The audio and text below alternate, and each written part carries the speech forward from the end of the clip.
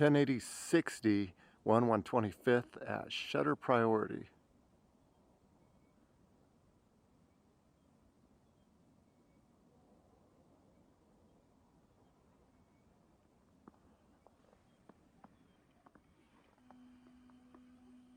Whoa, what's going on with the autofocus? Is having some trouble. Looks over here. And 4K light. Oh, there we go again. I wonder if the R8 has depth from defocus instead of phase detect. Definitely having some issues focusing this morning. Both the 1080/60 at 120 and 4K 30 at 1/60th. So, oh, there we go again. What's going on here? What is going on? Did Panasonic do the focusing on this one? This is actually worse than Panasonic's focus. The Canon R8 full frame mirrorless. The first full frame I've ever owned that doesn't have film behind it. The grip is a little bit smaller than a normal DSLR grip that I would get with my Big Hoss here, the 90D.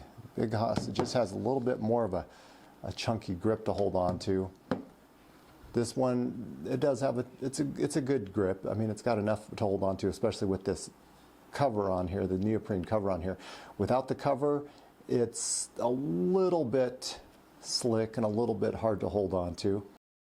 So for 3 years, the 90D has been just a killer workhorse for me when it comes to photography workshops I've gone to,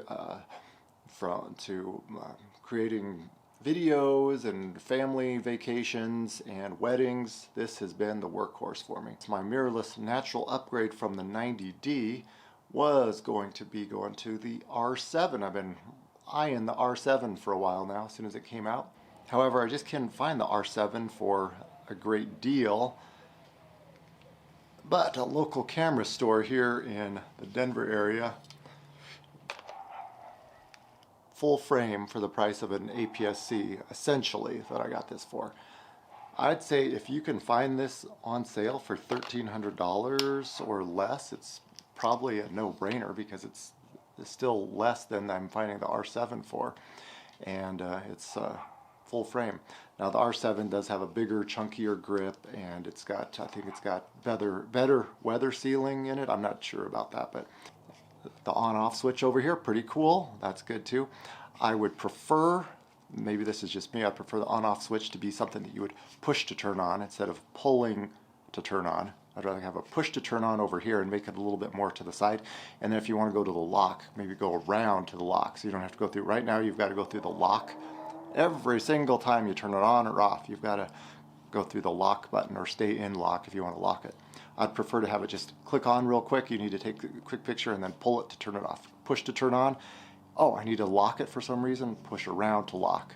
I think they could have designed this a little bit better ergonomically. But that might just be me, and that might just be a little nitpicky thing.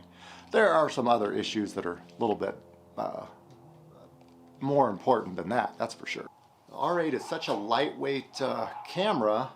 When you put this little tiny pancake lens on it, this is a 24mm EFS lens, so it's a crop sensor lens. So I'm only using, I've got a 1.6 crop, however, so it makes it a 38mm. However, what a nice little compact, even with the adapter on there, compact and lightweight. It feels like I've got almost nothing, maybe like a little tiny point and shoot on top of my gimbal here. So pretty good gimbal package. Let's unlock it and turn it on. Alright, gimbal on. Let's increase that. We're outdoors, we gotta increase this a lot. Let's increase it all the way, 100%. Let's go up. And recording.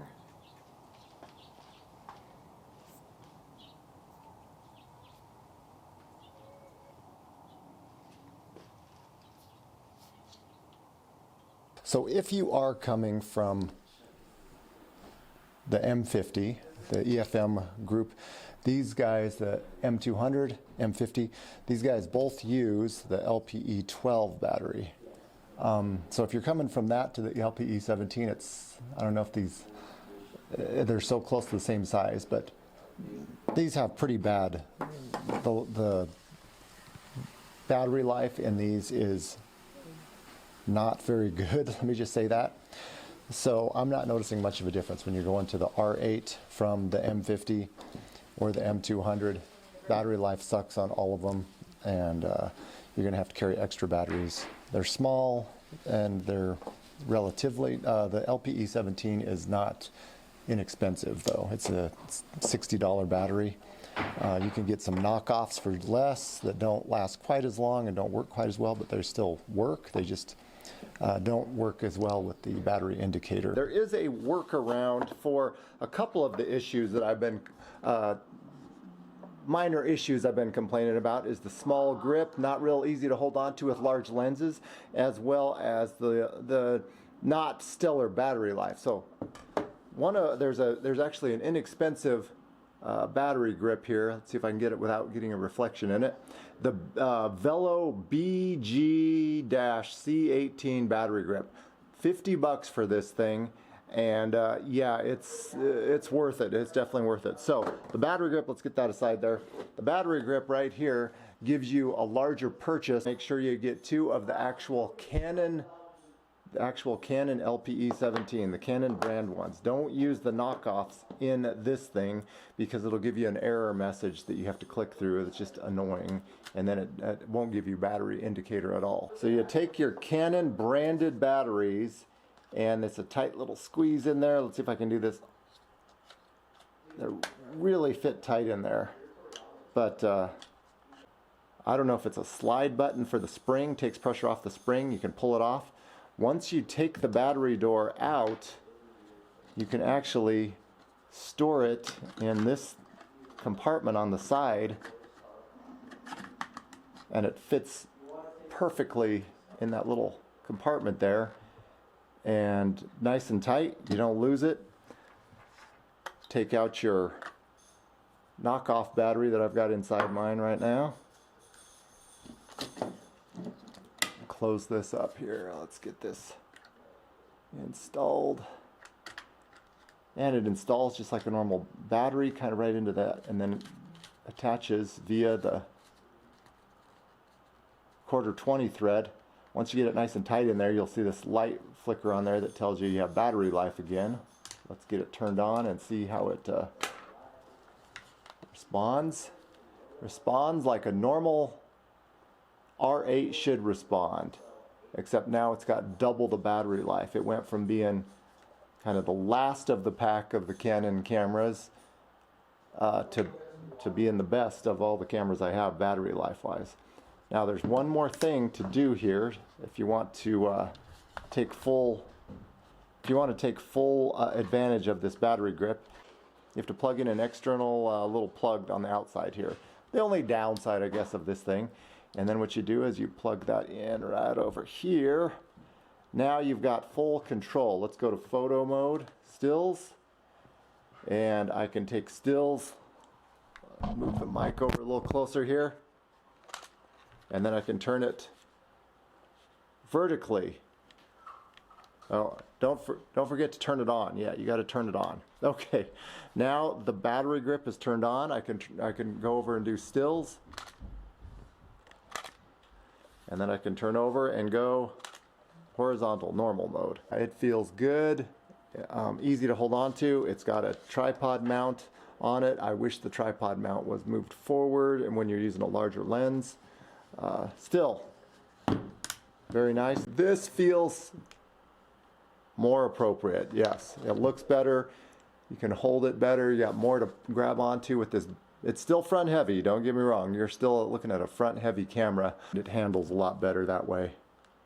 I definitely have an easier time holding on to it with this grip here. You can even hold from the bottom here. So there's other options. You can use the dummy battery. It's actually cost me 17 bucks to get that dummy battery. I don't have it here right now, but basically You replace this, dummy battery goes in there, and there's a little door right here. I'm not sure if the camera can pick that up.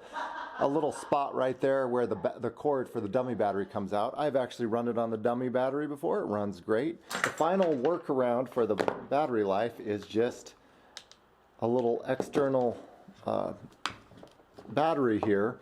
And you can actually power the battery. Say you're in video mode. Okay, we're getting a video, and I want it to go longer than the 30-minute recording limit. Then what you can do is take this USB-C, plug it in there, and if you have this maybe a longer cord hooked to your belt or something, you're still held by a wire, but not you're not plugged into the wall, so you can move around just a little bit better there, and hopefully get the length of video. You've got a 2-hour video you can make in this, so you want to take advantage of that 2-hour video, and this might be a way to help you do that as well. So 3 workarounds that there are for the somewhat inadequate LPE17 battery. The battery's not that bad. You can easily carry 2 or 3 of those extra ones and you'd be set. Let's get into the menus one more time. And there's one more thing here. Image quality. There we are. Image quality. So the only problem we have with our image quality there is, so it's nice you can shoot in these large JPEGs, but I normally like to shoot I also like to save in RAW and compressed RAW. Both of those I like to do. Yeah, the RAW images will not open on my photo director software. They're not a normal RAW file that you would get out of the 90D or the M200 or the Lumix cameras. All of those M200, M50, 90D, FZ300, G95, every other camera I have shoots in RAW, and I could open the RAW files. For some reason, the RAW in this will not open. It also has a nice feature here. Let's go back into here.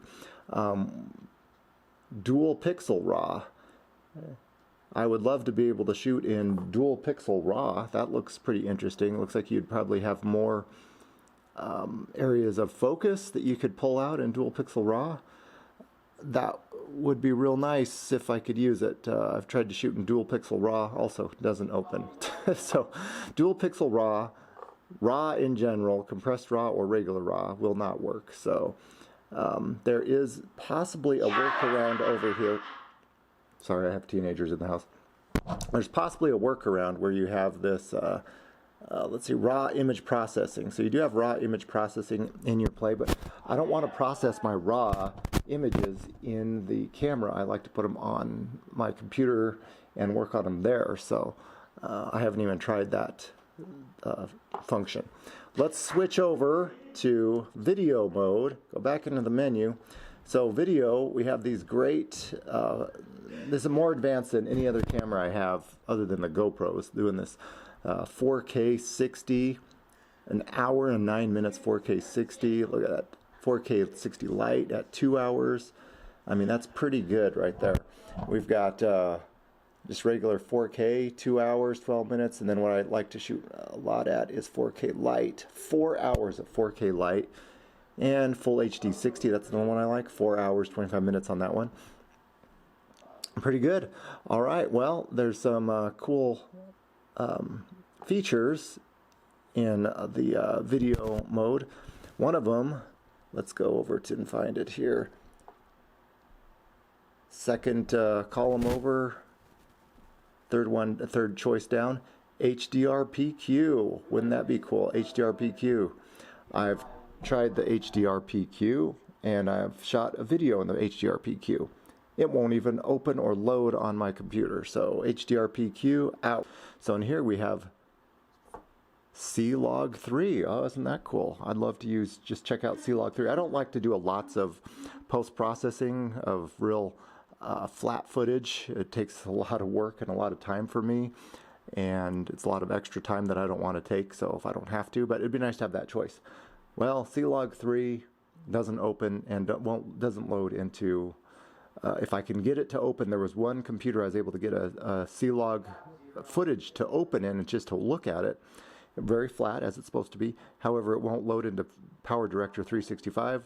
I can't edit it, So no sense using it if I can't edit it. So the editing software I use, being PowerDirector 365 with Photo Director, apparently is not compatible with the R8. So I'm assuming maybe Canon has some type of agreement with Adobe or with some other software company, but I cannot get it to work for me. So if you're using PowerDirector 365 with Photo Director, all of the advanced features, well, not all, but some of the cool advanced features being HDR PQ, being HDR Salog 3, or just shooting in RAW, all of those choices you do not have. I've now got the Canon R8 up on the stands with the 24-105L lens, so it should be sharper than the little Panasonic that I was recording on before. It should have better dynamic range. So again, I'm going to show you just to give a comparison view, the 90D with the 15-85 EFS lens, Canon M200 with my Viltrox EFM to EF to EFM adapter with the 18-135 EFS lens, image stabilized, so that makes this camera image stabilized. And the reason I'm just showing you these cameras is just to get how is my autofocus working on some type of a product review here. If I'm doing a product showcase, I know Sony's and Nikon's do the product showcase where you hold the object up and it focuses in on it. Is the R8 doing that? Let's try something a little smaller here. I've got my Rode video mic focusing on it. Looks like it's focusing, but a little bit of hunting there too. I have removed my little collar lapel mic, whatever this is. I've removed that, and I've got the shotgun mic on there now. I've got the Cinco powered shotgun mic on top of the camera now. Just to get a comparison of audio. What sounds better? Does it sound better using this extension cord, this long extender, and a lapel mic, lavalier mic, whatever these things are? Or is it better using the shotgun mic? Audio check 1, 2, 3. Audio check 1, 2, 3. How does this sound by comparison? Small, lightweight, little full frame camera. I do like it. I'm keeping it. I'm not selling this thing. However, it's still not going to replace the 90D. I'm going to keep the 90D just because of what a workhorse it is. Any helpful criticisms or comments about what I'm doing wrong with this camera, definitely appreciated. You guys have a good day. Thanks for watching.